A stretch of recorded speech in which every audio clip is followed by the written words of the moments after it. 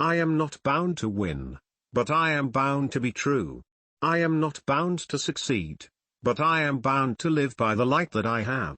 I must stand with anybody that stands right, and stand with him while he is right, and part with him when he goes wrong.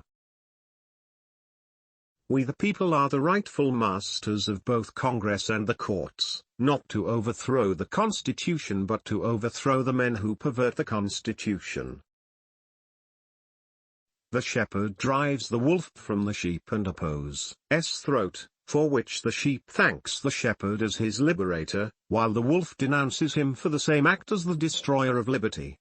Plainly, the sheep and the wolf are not agreed upon a definition of liberty. Upon the subject of education, not presuming to dictate any plan or system respecting it, I can only say that I view it as the most important subject which we as a people can be engaged in. Adhere to your purpose and you will soon feel as well as you ever did. On the contrary, if you falter, and give up, you will lose the power of keeping any resolution, and will regret it all your life. Human nature will not change. In any future great national trial, compared with the men of this, we shall have as weak and as strong, as silly and as wise, as bad and as good. Let every American, every lover of liberty, every well-wisher to his posterity, swear by the blood of the Revolution, never to violate in the least particular, the laws of the country, and never to tolerate their violation by others. I have not permitted myself, gentlemen, to conclude that I am the best man in the country, but I am reminded, in this connection, of a story of an old Dutch farmer who remarked to a companion once that it was not best to swap horses while crossing streams. This is a world of compensations, and he who would be no slave, must consent to have no slave. Those who deny freedom to others, deserve it not for themselves, and, under a just God, cannot long retain it.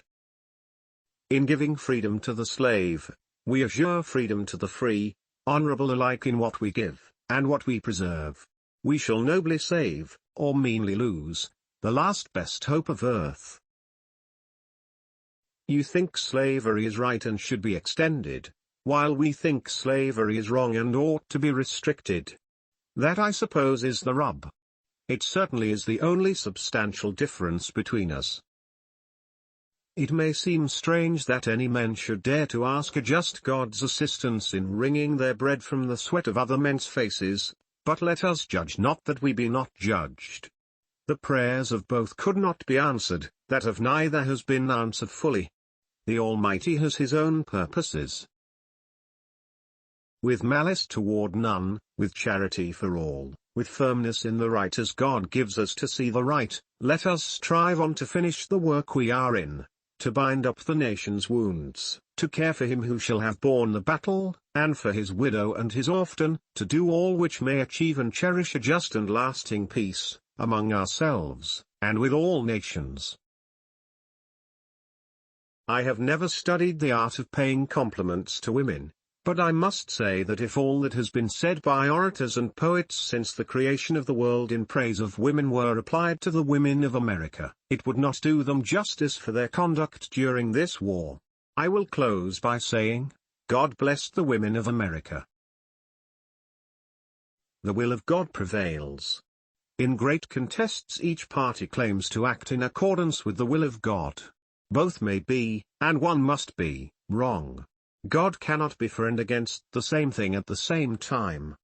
In the present civil war it is quite possible that God's purpose is something different from the purpose of either party, and yet the human instrumentalities, working just as they do, are of the best adaptation to effect his purpose.